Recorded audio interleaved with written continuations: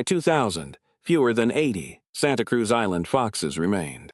Golden eagles had driven the population down by more than 90%. Santa Cruz had no mainland reserve waiting to replace them. If this island population disappeared, it disappeared where it belonged. The crisis had become personal. Biologists were no longer only tracking a population. They were worried about the fate of individual foxes. At fewer than 80, each survivor still mattered to the next generation. A fox found alive was no longer just part of a field count. It was one more animal that could keep the Santa Cruz population from becoming only a memory of the island. In 2002, Santa Cruz established captive breeding as insurance against the losses from golden eagle predation. But breeding could not by itself answer the danger already moving over the island.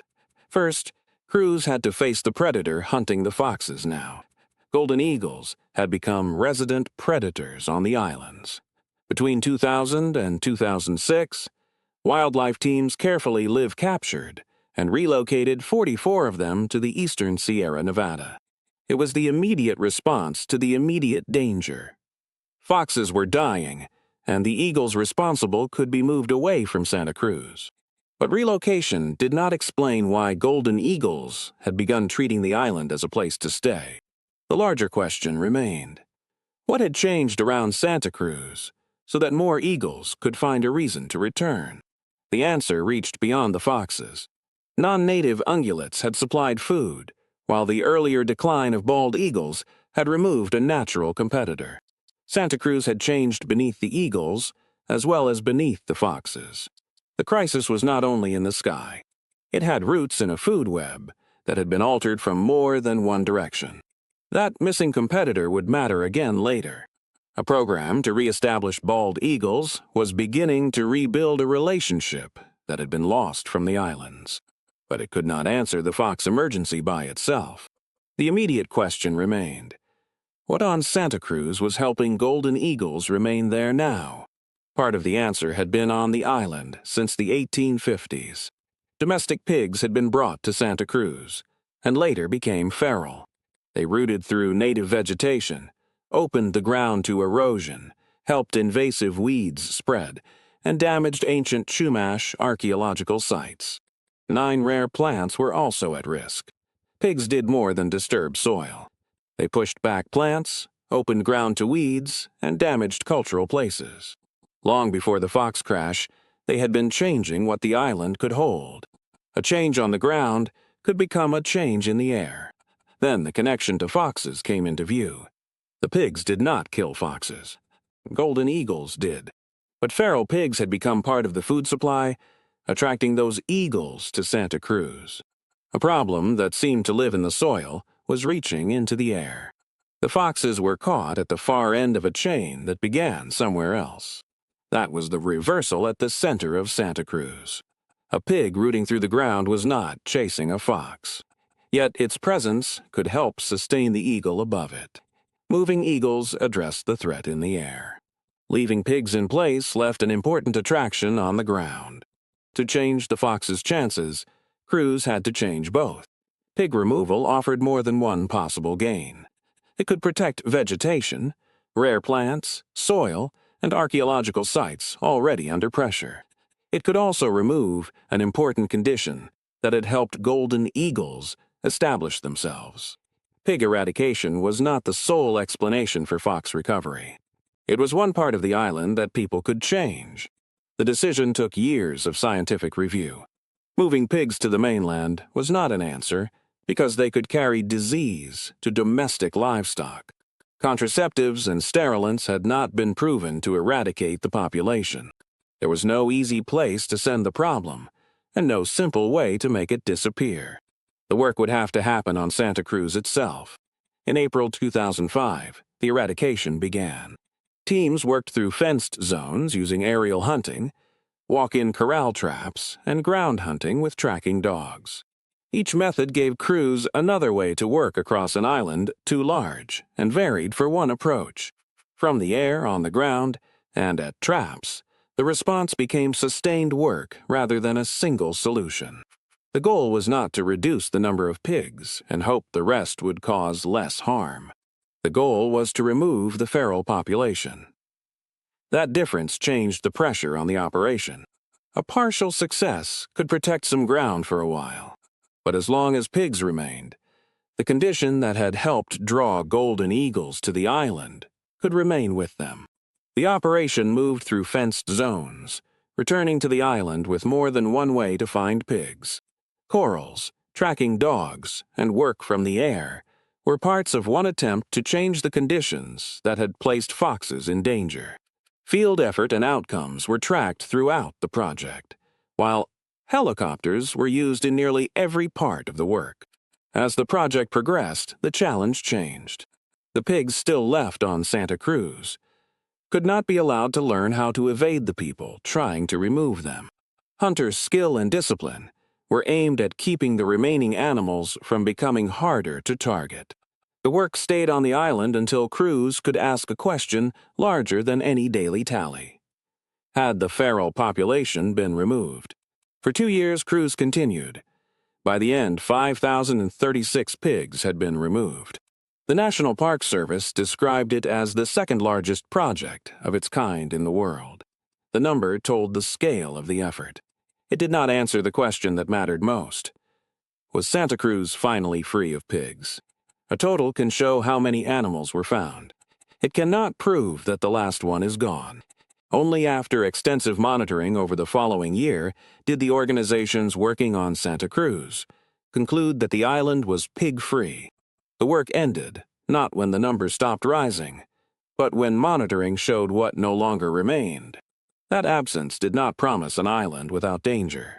It removed one powerful attraction that had helped golden eagles settle there.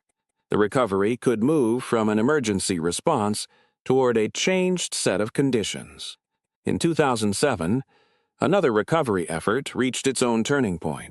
The captive breeding program had been carrying part of the fox population through the crisis. That spring, 10 pups born in captivity were released at 2 sites in Santa Cruz's Central Valley. A fox population that had seemed to be disappearing was beginning to send animals back into the wild.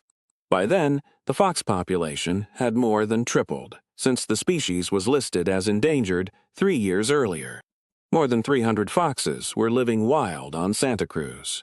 The breeding program had produced more than 85 pups over 6 breeding seasons, and those captive-born foxes accounted for nearly a quarter of the wild population.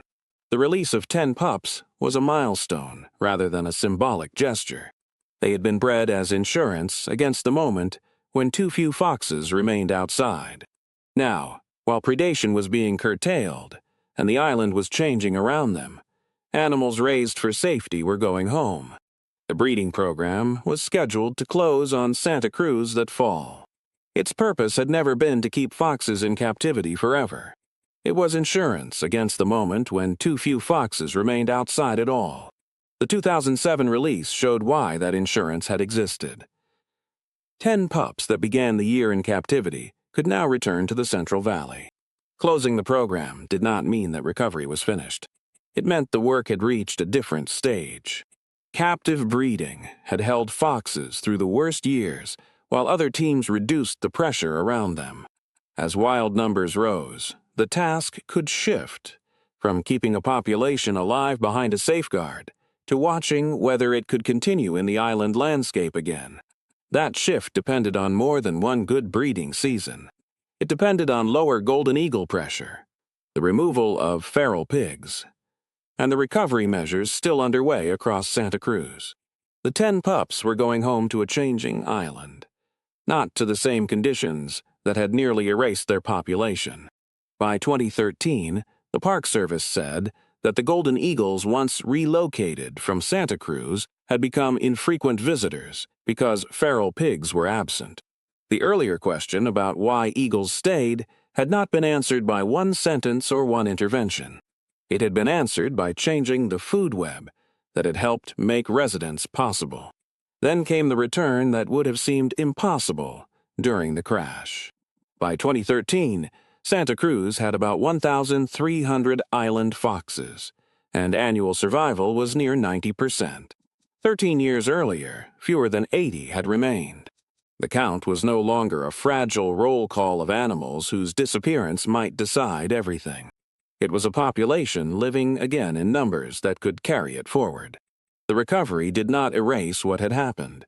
It gave the earlier losses a different ending. In 2000, the concern had narrowed to individual foxes. By 2013, the population had enough space for a different kind of future. Not safety guaranteed, not every threat gone, but foxes surviving in numbers that no longer placed the whole lineage on the edge of the next loss. Biologists said the recovered park fox subspecies were nearing the criteria for delisting, and the Park Service described the recovery as among the quickest reported under the Endangered Species Act. Those words mark a remarkable change, but they do not turn the recovery into a miracle with one cause. They name the distance between an emergency and a population that could continue. The threads opened during the emergency now had their own outcomes. Captive breeding and reintroduction helped hold foxes through their most precarious years.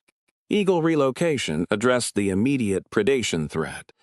Pig eradication removed an important attraction for eagles, while vegetation recovery, after the removal of sheep and pigs, improved habitat. The foxes had not been saved by one action. They had been carried through a chain of actions that changed the conditions around them. The bald eagle thread also moved forward. From 2002 through 2006, the reestablishment program released 60 bald eagle eaglets. By 2013, resident bald eagles and active nests had returned to the northern Channel Islands. The earlier decline of bald eagles had helped make room for golden eagles. Their return was part of restoring a balance that had been missing. Recovery did not mean that people stopped watching. Radio-collared health checks, canine distemper vaccination, population trends, and annual survival remained part of the work. A population can return and still need protection. The difference was that Santa Cruz was no longer trying to save the last few foxes before the next loss arrived. It was protecting a living population with a future still in front of it. Pigs never had to kill a fox to change its chances of survival. The foxes faced the predator. The eagles found an attraction. The pigs helped shape the island beneath them both. Removing the pigs did not undo every loss, but it helped give the living population room to continue. If you'd like more evidence-led stories of recovery, subscribe to TerraEcho. We'll meet you in the next landscape.